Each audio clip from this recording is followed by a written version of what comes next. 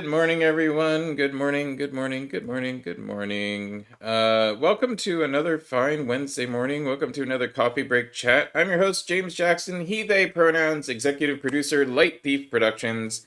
We got a great show for you today. We're going to be talking with the incredible Mix Ziphina, producer of the Naughty Jawn. We'll delve into the world of show production, the essence of creativity, and the importance of pay transparency and trust in partnerships. But first, did everyone catch the solar eclipse on Monday? No, you didn't. If you were pretty much anywhere, you had a giant cloud in front of it. But we went out on sailing vessel First Light with a few friends and the family, and caught all the way up to and all the way after the eclipse, the 90% coverage. Um, we got some pretty good shots. Check out the social media for sailing vessel First Light. If you'd like to see some shots of what the Delaware River looked like, and then also what Philadelphia looked like with the cloud cover and the eclipse cover. Um, and yeah, uh, it was an interesting day. Have made some camera obscuras, took some cool glasses, and just had a good time. Um, we're going to get into the show here. I'm going to bring onto the screen Miss Mix Zafina. Please introduce yourself, your pronouns, and what it is you do.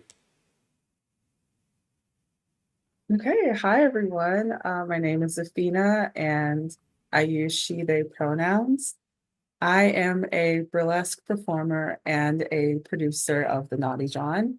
And outside of that, just an advocate for Philly artists and hoping to create more space for them. So that's what I do in a nutshell. Yeah. Awesome. I mean, we're big proponents of Philly arts here on the show, and me personally, and also, the whole production company was kind of established to create a platform for Philly artists. So that's why we're here. Um, Tell me about the Naughty John. What is the Naughty John? Where can people see it? Why are we doing the Naughty John right now?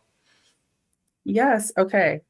So the Naughty Jawn, it was created last November, and it's mainly for spotlighting the Philly native and local performers. I've been performing for almost 3 years now, and usually within shows, I may be the one out of the three performers who are from the city. And I felt like, that number should be up a little bit more. So I created the Naughty Jawn, and you can usually find it at Fat Lady Brewing and moving around different venues. The next one coming up is at Fat Lady Brewing in Manioc. And yeah, it's a place to, showcase different talents, especially performing arts. So we have drag, we have burlesque, we have poetry. I'm hoping to get some more forms of art in there as well. Uh, but also just to create community. There are so many new performers that are coming out from different courses and just coming out of their house in general and want to get on stage. So I created an open stage portion to help promote some more of those newer artists and artists who lack awareness as well. Awesome. So let's delve a little bit deeper into like what you see in the realm of representation. So we're talking about Naughty John and wanting to have representation, more performers on screen, giving people a platform. I mean, we kind of in the arts we toss around these terms all the time.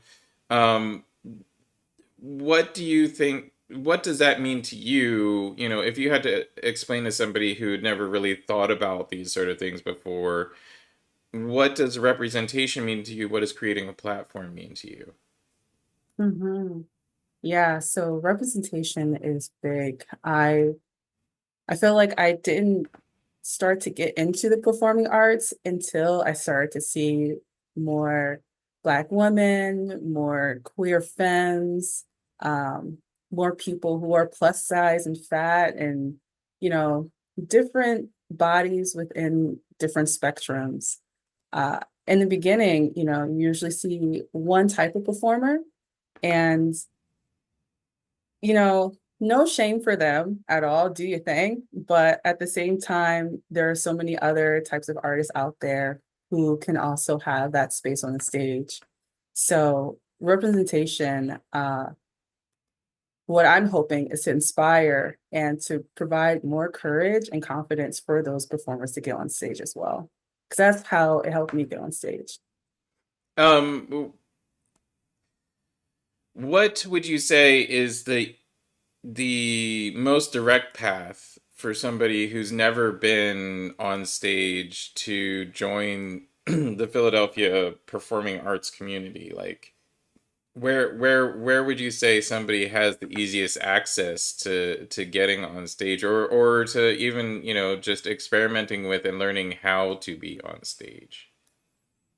That is a good question. And I'll be honest, I don't know if I can speak for the whole Philadelphia performing community, but I can speak for Burlesque. And I was able to take classes, like drop-in classes and month-long courses at the Philadelphia Burlesque Academy. I think that's a great way to get started. Um, Even with dancing in general, I took some cha-cha classes, salsa, merengue over at different dance studios. So yeah, I would suggest taking classes, bring a friend so you don't feel discouraged, and attend more shows as well. I think the best part about shows now that I've been on the performer side and the audience side is being able to talk to the cast afterwards, and just realizing that you're just a regular person with an expensive costume on and makeup, and you know how to do a split and things like that. You're still a regular person. So being able to chat with the cast and taking classes, I think is the best way. Um, would you say so? I mean, my experience personally of this accessing, performing arts in Philadelphia is also kind of through burlesque, but also through like small theater and a lot of other avenues. I was the technical director for a really small black box theater that used to exist in the Kensington neighborhood. Um, and so would you say that the experience of burlesque being kind of really an open and welcoming area of performance art is accurate, or would you definitely like prepare yourself for a little bit of criticism and or seek some support to help you through that experience? Mhm. Yeah, one thing I like about burlesque is it varies. There are different genres of burlesque and, you know, different levels of just being active. Peeling off a glove, that's burlesque. Taking off a jacket, burlesque. There are other ways where you can do it. So I appreciate how flexible it can be.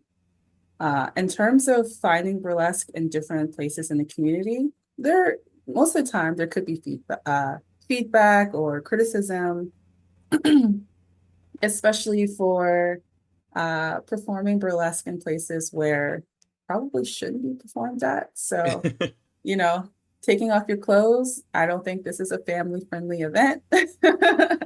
um, but yeah, there are some good things to it, and then there are some things about burlesque that some people will not admire or um, uh, take into consideration. So yeah, there's ups and downs. It is a journey. But once you find that community of people who you can perform with and the places where you can perform at, it becomes a little bit easier. So in the world of burlesque, in the world of Philadelphia performing arts, you've kind of moved into the producer role as well. Why could you tell me a little bit about what it's like having done producing, the financial aspects, trying to figure out how to make a budget, how to find a location, that kind of thing? Absolutely. So before the Naughty John, I was a part of a troupe called Sweet Honey Chiffon, and that was a all black queer troupe, and it was a great time. We actually performed at the Cannonball Festival, Hmm. and through that, I was able to get a better idea of how shows are produced. So now that I'm producing my own show for the Naughty John, it was a little bit easier, and also with the years of experience that I have performing.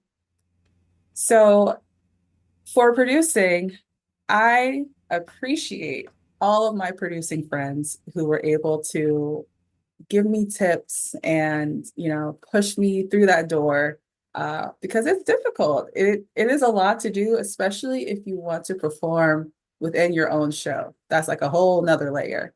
And on top of that, I'm hosting the show too, so having to gather notes from the performers and getting a stage manager and getting your DJ. uh, I also host raffles, so getting those prizes together too. It takes time. So I think the biggest part was time management for myself, um, trying to get all those pieces in place.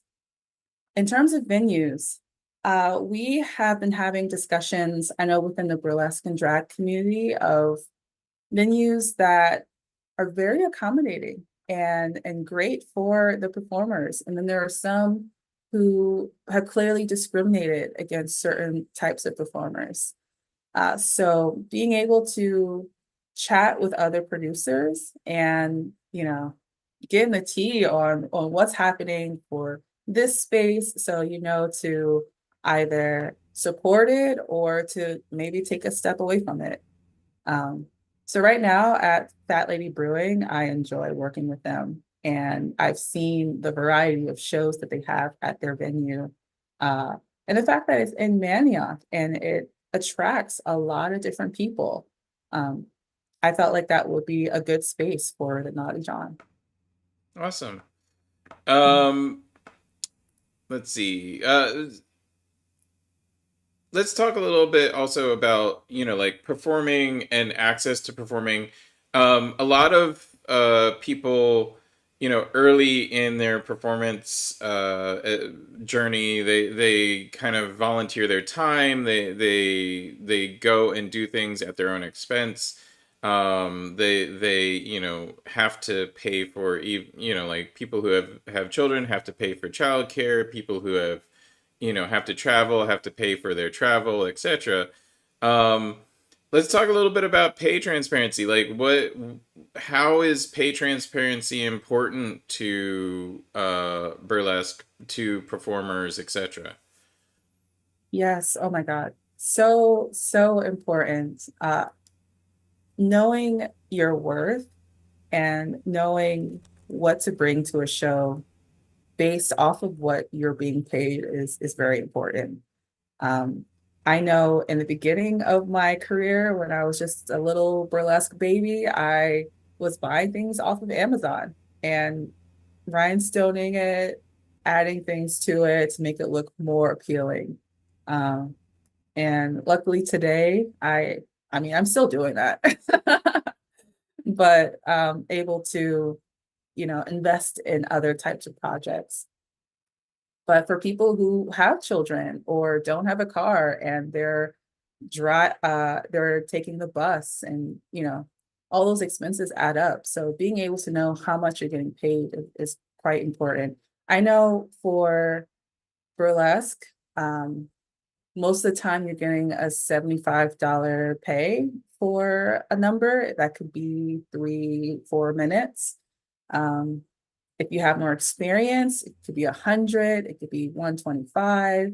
Uh, and knowing the producer who you're working with too, because there are some shows where the producer will just be honest and be like, hey, um, you know, I can't invest a lot into this. This is what you're getting paid. Are you okay with that? Hmm. And you can agree or disagree.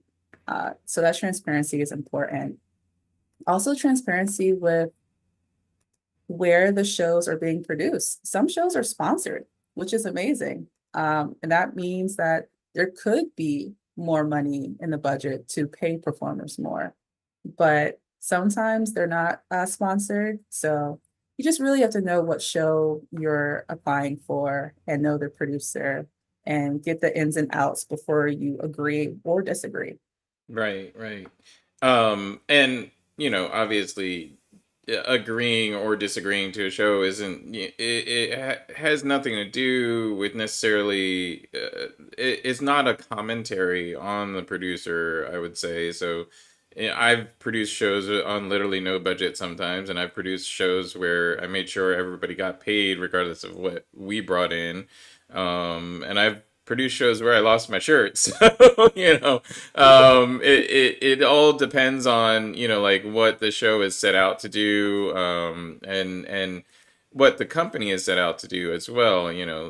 Not every company is ideal to work for every person, unfortunately. But yeah. Um, let's talk a little bit about local politics, local news. We you produce in Philadelphia, obviously. We have the biggest poorest city in the United States. Yeah. The poorest big city in the United States, I think, is the way that they usually say it. And like every other major city, since the pandemic, since the 2020, early part of 2020, we've had multiple years of high crime and high violent crime, as well as high traffic crime, which is weird. We talked with a psychiatrist, a couple of psychiatrists. I always forget which one's which. But we did talk with a mental health medical professional a couple of weeks ago on the show. And we were trying to relate, all of what's happening, and understand why it's happening. But over the course of 2023, violent crime and gun deaths dropped precipitously. Homicides are now down more than 20%, and non-fatal shootings are down 30%, nearly 30%, 28%. Violent crime is down roughly 7%.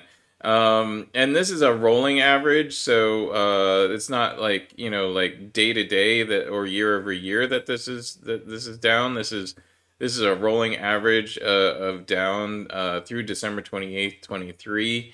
Um, it's I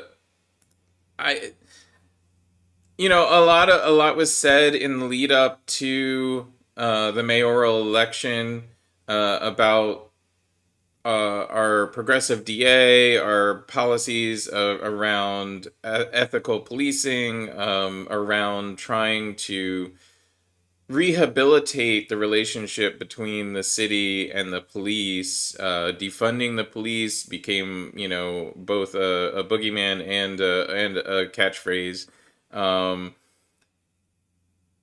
what have you seen in like in the communities that you have fostered, as far as like the need to get away from or express yourself or combine in community? Like you said, performers are coming out of their houses. Would you say that that's a relatively recent thing, like the last year, or am I imagining it? That's a good question. And I think just like outside of the vacuum of performing and this community, we also went through the pandemic. So, well, not went through, we're still going through the pandemic. So being able to have that outlet to still be expressive and connect with community when we were inside, and now we're able to be more outside. But yeah, what you mentioned with how Philadelphia is changing and, people from different sides of the spectrum, and how they're interacting with that change. I would hope that one thing that they have in common is performing arts, or at least one thing that they have in common, and being able to, you know, uh, still find that expression and connect. I feel like in turn, what you mentioned before about the violence in Philadelphia, um, I was just talking to someone recently about the uh, unfortunate school to prison pipeline that we experience here in the city, and how some schools do lack resources. And, studies shown that if you had better books, if you had the money to take care of certain schools, if you had more extracurricular activities where young people can get involved in, um, then it could provide more autonomy for the people living in the city, for the younger people. And I know for myself, uh, dancing, singing, going to poetry slams, um, those performing arts, theater, that really helped me. And hopefully will help other people in the future. So, I mean, personally, I've always said that this is a problem of ability to express oneself, ability to meet in community, and also ability to experience community with your neighbors. Like during the pandemic, we were all locked in our houses, and so people become kind of faceless. Like that, like almost like they don't exist. Like you see people from across the street and wave hi, but you didn't like go to your neighbor's house and like talk on the stoop anymore. Um, and I think also that it's been a problem of mental health in that like everyone experienced a trauma that is largely undealt with. Most people don't really deal with their traumas in the first place, and then secondly, there was no massive effort to in any way quell the trauma that we all experienced, other than like the federal government released some money into the economy. um, yeah. Money solves some things, but it doesn't solve everything. People are Hmm. still upset, and feeling insecure. um yeah, what I would say is like shows like the Naughty John shows where you can just get out and have fun with other people are super important. It's important to like see other people as human, and like you said, like burlesque at least gives you the opportunity to like speak with the performers, and see them as human and see them as doing something cool, but then also meet them as a person. And um I, yeah, and go if I ahead. can jump in, like outside of burlesque, poetry was another big outlet for myself, and being able to take poetry classes and creative writing classes. Going to the poetry slams in Philly was another big source of community. So, and like you mentioned, not feeling either the courage or the safety to just like start engaging in conversations with strangers. Those community events really helped, remove that veil and show people that, this community it is open, is welcoming.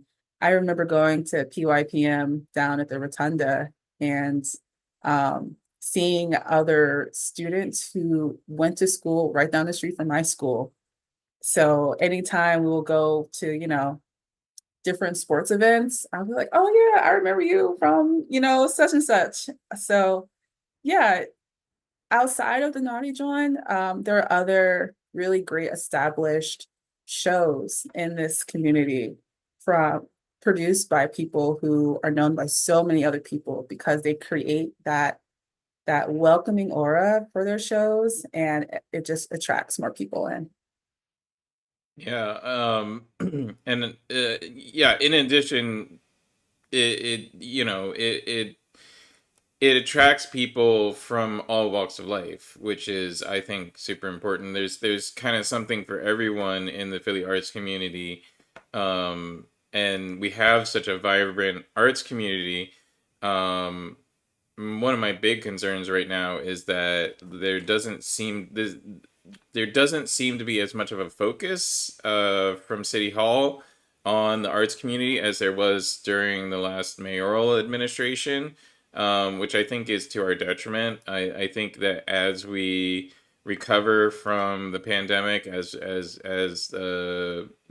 the threats from the coronavirus decrease, and we start coming out of our houses, and we continue to grow and uh, improve the economy. I think it's important that we continue to focus on one of the best areas of spending that the city can do, which is the arts community. I don't know why Mayor Parker just doesn't seem to care. I don't know. I challenge anybody, if you've seen otherwise, if you've seen Mayor Parker really care about the arts community, or even consider the arts community in her planning, please, by all means, let me know. I just haven't seen it. And Yeah, yeah, go ahead. I it, it's hard to like 'cause I've also noticed the lack of uh community events that would pop up for artists and for people to connect. And I know it's also layered within like federal and city and local. I remember going to the Jazz in the Park event series down in West Philly, and they would close off the streets and it would be packed up, like just to, listen to jazz music, listen to these jazz artists. So I do hope that they bring back more events. And unfortunately, I don't know much about the funding that goes into it, but I'm sure having more free community events for families and things like that is welcomed for a lot of Philadelphians. Yeah, yeah. In news of moving on to national news, in news of supporting, communities, especially communities of color, Bethel College is seeking donations of any of the Eclipse glasses that folks bought and or used. There's an easy mailing address: Eclipse Glasses USA LLC, PO Box 50571, Provo, Utah 84605. And I'm sure Meg will post that link on the comments to the KSN article about this. And the Eclipse glasses are going to Latin America. There's an eclipse later this year, and if you even experienced a partial eclipse this year, it's actually really pretty cool, and can generate a lot of interest in the solar system, in science, in what placing yourself in the world. Um, did you get to see the eclipse? Did you get to do anything cool? Oh, absolutely. I love chasing astronomical events, and I appreciate how it can just stop the world for at least a half hour, and have everyone looking up into the sky. And we all know what we're doing, so it's pretty cool. I hate how cloudy it was in the beginning. You were able to see the moon, do its thing, but Yeah, it got so cloudy, I wasn't able to see the full totality of the eclipse, but just being there and looking up at the sky and taking a break from my day-to-day stuff was still very rejuvenating. Yeah, I mean, there was some sort of complaint about it would lower the amount of output of folks who lived in the U.S. Um, do we need to care about that? I mean, like for No. like um, I took my 2 year old out of school for the day. I figured it was more important for her to at least have a little event with my friends and I than going to school for the day. But yeah, like I don't know. Maybe I'm crazy. Maybe I'm wrong. It happens. I don't know whether like where the best place to experience community is. Is it best to experience community in a small group with your family, or experience community with a group of people who you've known for a while? I don't know.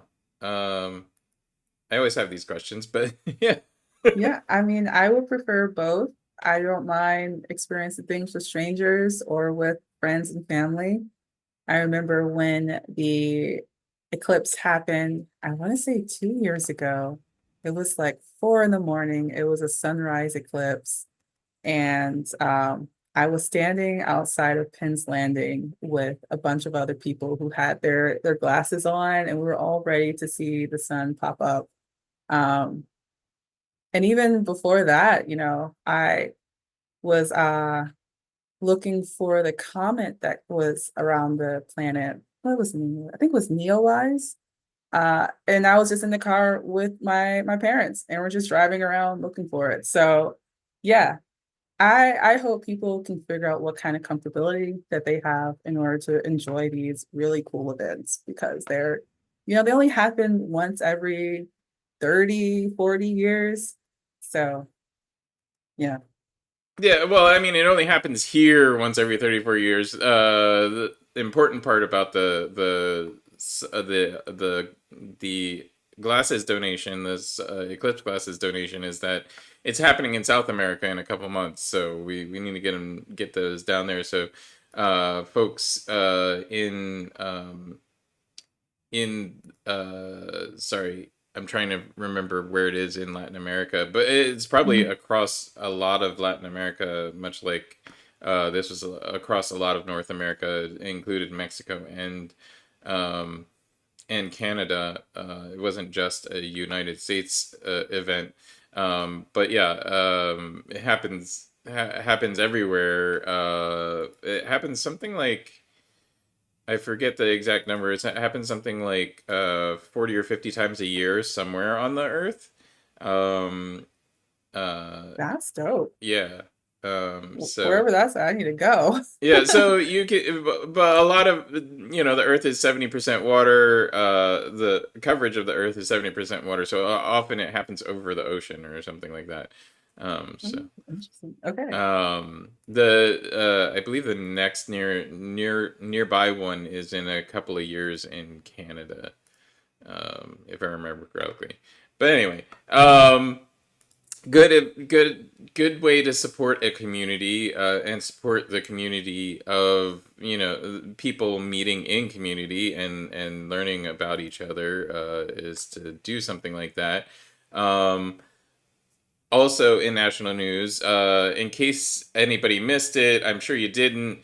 The Key Bridge, the Francis Scott Key Bridge in Baltimore, was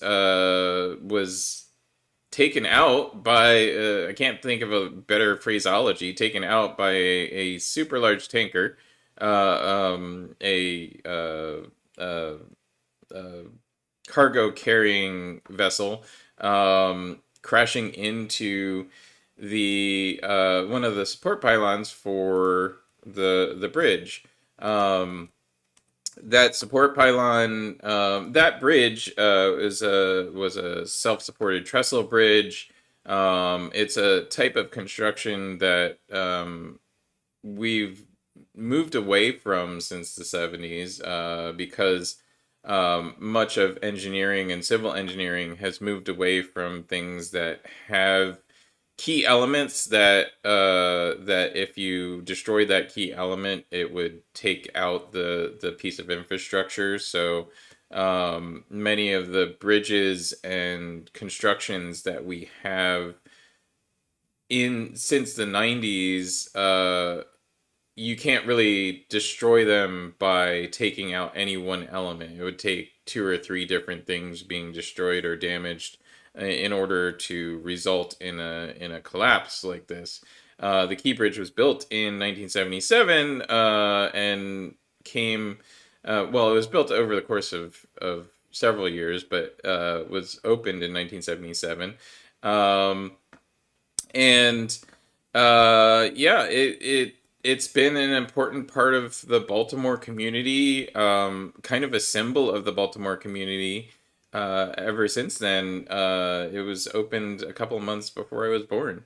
And I have crossed the bridge probably 100, 200 times.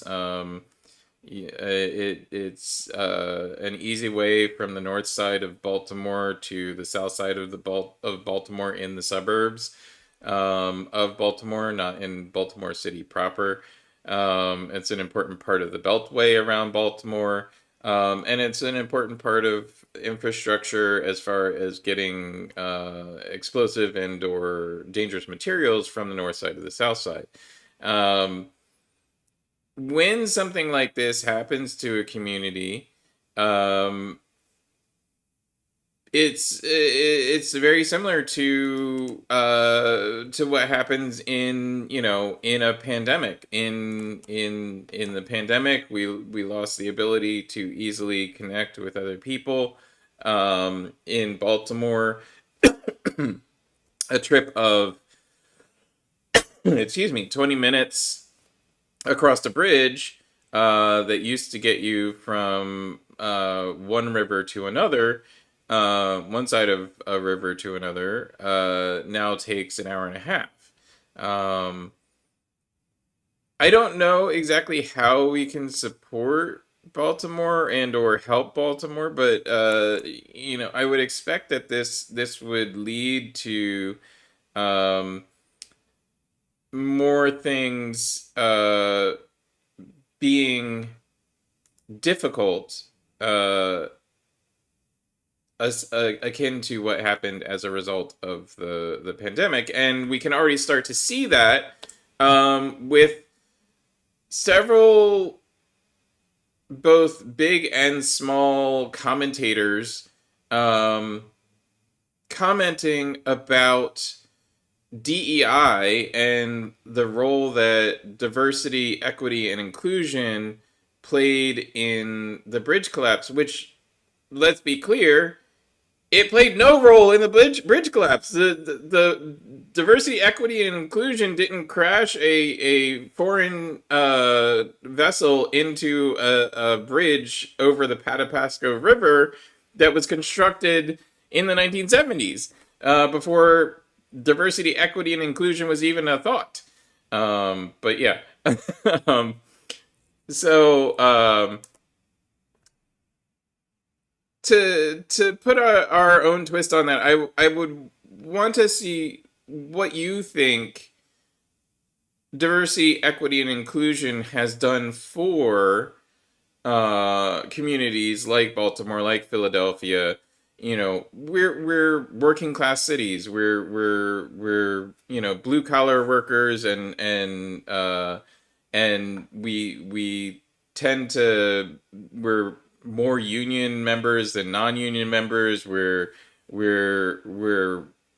laborers and relatively low income skills and trades, but we exist.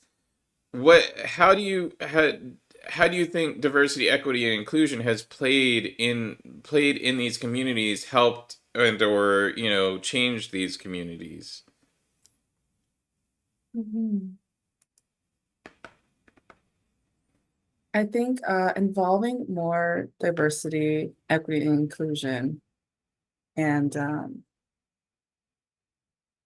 bringing that kind of aspect into more communities definitely helps uplift people's voices who usually have not been heard before. It provides more seat at the tables for places that they probably weren't invited to. For performing arts, having the freedom to create your own show or create your own group can also help uplift those D&I initiatives. So I'm not too sure of um, the article that you mentioned about the for the bridge collapsing and how it's related to that, but for performing arts, and I will just speak for burlesque in general. Um, Luckily, it was already pretty diverse. I think diversity started in the early 1900s. You start seeing more mask presenting performers, more Black performers who had more space to have their own shows. Um, and now today we're having more shows within that highlight people within the gender spectrum, which is amazing. So bringing in that diversity and also having the freedom to create more equitable uh, shows for these performers, I feel like can, help create more representation, um, and also invite a bigger group of people into this community. I Well, think if you would go to shows where you have to pay more, like 50, $60 tickets, most of the time you're going to find performers who may have the same body type or um, doing the same kind of genre of burlesque. So it's nice to see people from different variations of backgrounds also have the power to create their own space and create own shows that can also attract a bigger community of people. um, where I'm going with this, and it's related to the diversity of the arts, is you're right. It opens a door for more voices and voices that haven't been heard before. And the problem that white male centric society creates is that in engineering, in city planning, in infrastructure design, not having those voices means you don't have the voices of the people that actually use and um, participate in the upkeep of those things. So a lot of people pointed to a lot of people have been pointing at the failure of Boeing airplanes, and saying this is because of diversity, equity, inclusion, or pointing at various failures that are happening around the country, and saying that this has something to do with diversity, equity, inclusion. And I would say that to counter that, I would say that the lack of diversity, equity, and inclusion in the 50s, 60s, 70s is exactly what led to the problems that we're having now. Boeing has been a white male led organization since its inception, has never had black leadership, has never had any form of black voice. Um, who's to say that some diversity of voice wouldn't have told you that it's a bad idea to cut corners instead of failing to deliver your airplane on time. um Mhm. like I don't know how I mean I think it's part of the common black experience. I could be wrong, but I was told growing up, and I'm sure you were told growing up, we have to be 100% better just to get 50% of the credit.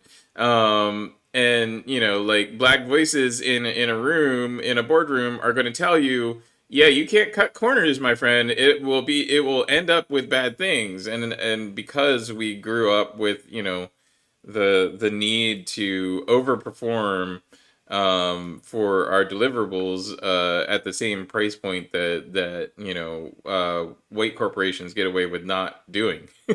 I I don't know how Yes. else Oh to my say God. it.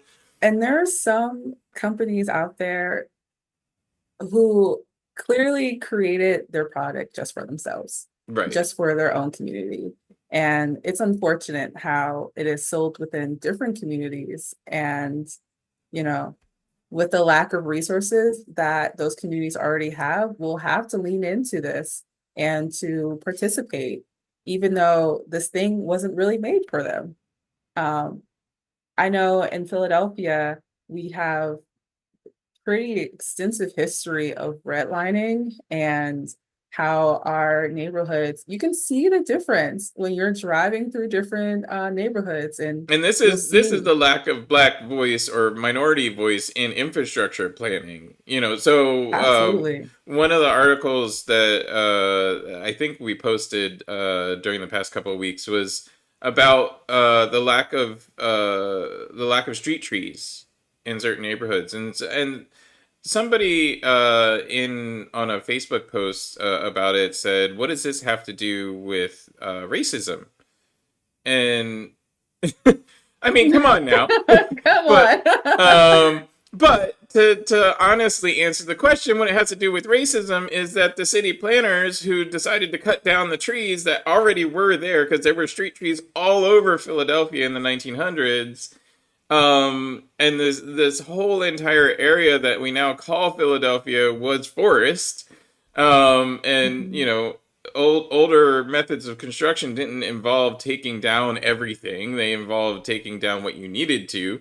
Um, the folks who decided to cut down these trees and not replace them were white men making infrastructure decisions, and oftentimes, whether explicitly or implicitly or just as part of bias, devaluing the communities that where black folks had settled, or Asian folks had settled, or Hispanic folks had settled, and made into their communities, and devalued those communities, or saw no value in those communities because they were populated by people who didn't look like them.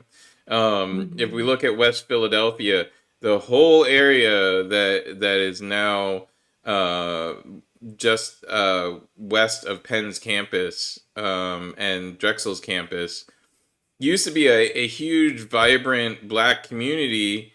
And then they purposely cut the trees down. They purposely started devaluing the properties. They eliminated billions of dollars of generational wealth the black community there had developed in owning these properties and keeping them up, and expanding their houses and making them better and making their community better. Just destroyed it by devaluing it and seeing no value in it, and doing things like cutting down street trees. Like, so that's what street trees has to do with with Yeah. racism. But yeah, I don't know. Yeah. I don't know how people miss that connection. Is it willful? It most of the time the answers are there. It's 2024, we have Google, like if you really cared about it, you can just Google it and see the history of how Philly will favor certain neighborhoods versus others. With the street trees, with the grocery stores, how we discard our trash, like it can connect back to the racist past we unfortunately have in Philadelphia. Um, so I definitely promote more DNI. Let's take care of all of Philly and not just some of Philly. Right.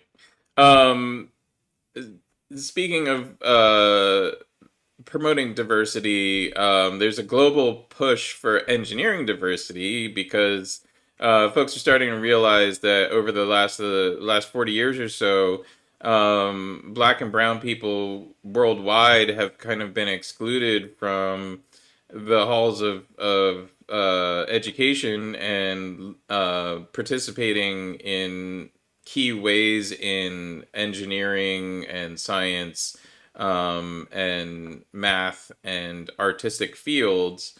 The whole STEAM concept comes into play here because we get to the fact that we're losing black and brown voices everywhere in all of these fields, and um, there's a global push for correcting that. There's a push for correcting that within in engineering, in pilots, in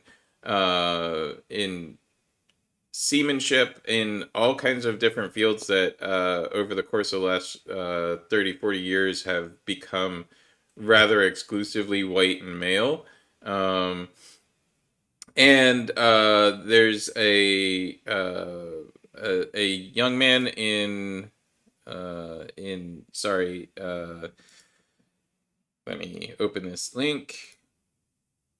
A student at George Washington Carver has founded the first junior chapter of the National Society of Black Engineers. And I think that's something to be celebrated. We are celebrating it. The community in general is celebrating it.